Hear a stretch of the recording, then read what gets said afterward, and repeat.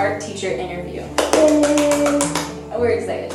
We're here today with artist, art teacher, and improv specialist, man of many trades and talents, Joseph Bennett.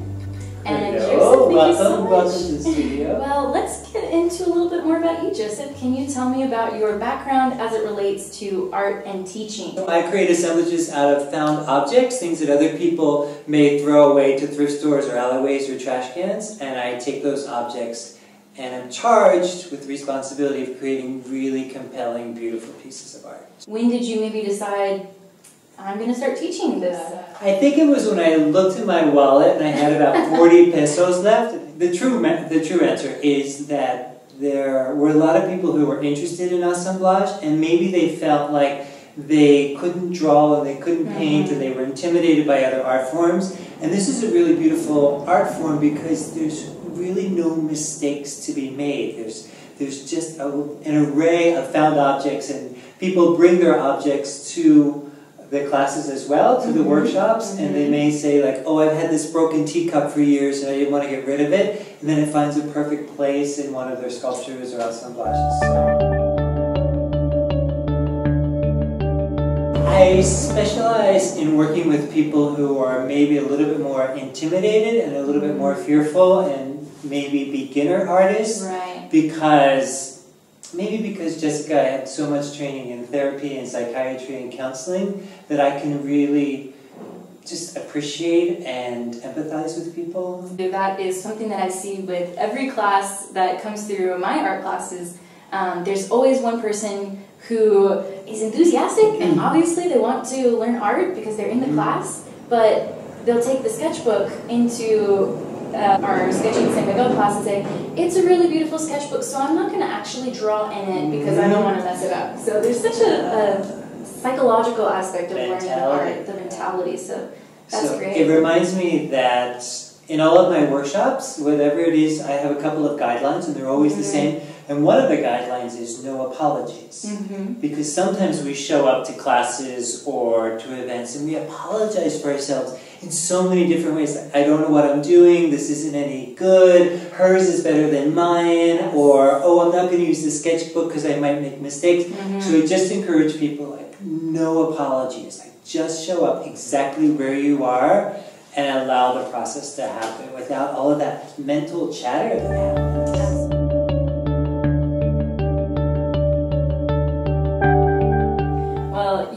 Quite a reputation around town as a multi-passionate, hyper-creative person. You got the improv troupe, you have an interior design business, your artwork, art classes. You are obviously a person who's capable of not only coming up with the ideas, which is where many people kind of get stuck, but also creating them. And I was wondering if you had any insights for idea people on how to make it happen, how to take those ideas and make them physical in the world. Great question. Yeah. So the first thing, we'll back up a little bit, and the mental chatter that goes inside most of our heads about I can't do this, or it's too much work, or nobody's going to show up. Just take that and set that aside for a little while and maybe let that simmer down or dissipate or completely disappear.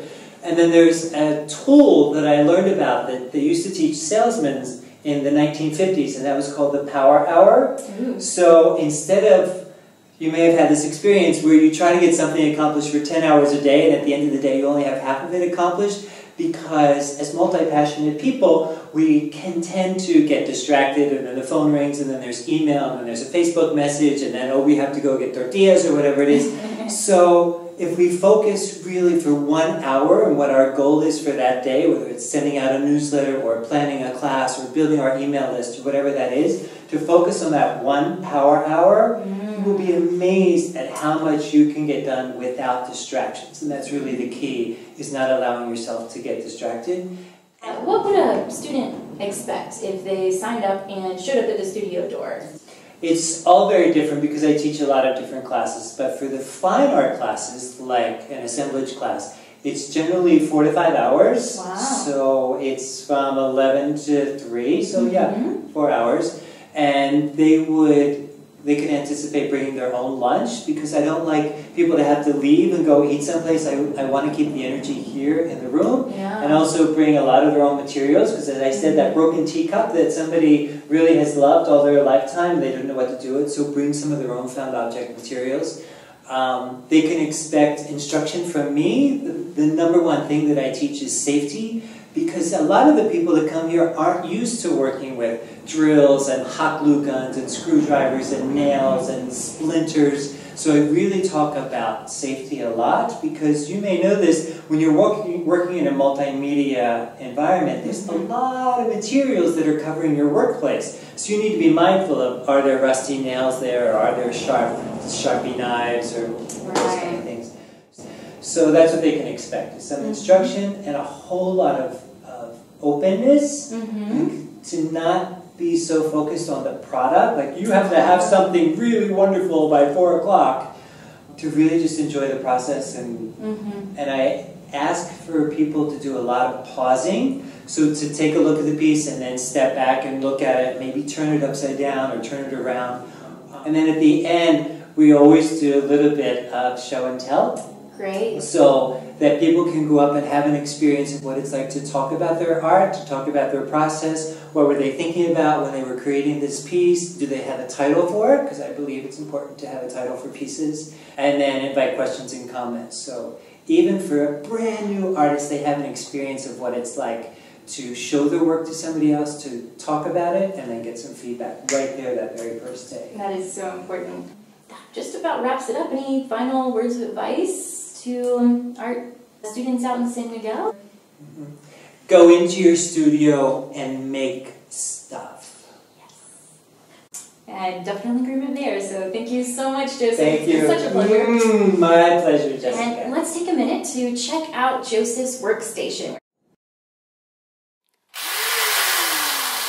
So that drill is probably as old as you are, Jessica. Oh my goodness. I love that drill, and every time I use it, I'm like, please keep working, because, you know, with the materials that I use, I like old and patina characters, so to go to like Home Depot and buy a brand new drill, it's just not going to be the same. Well, I'm kind of jealous, because I normally just work with oil paints and pencils, and this is a lot more fun, so... Well, you're going to come to a workshop soon. I sure hope so.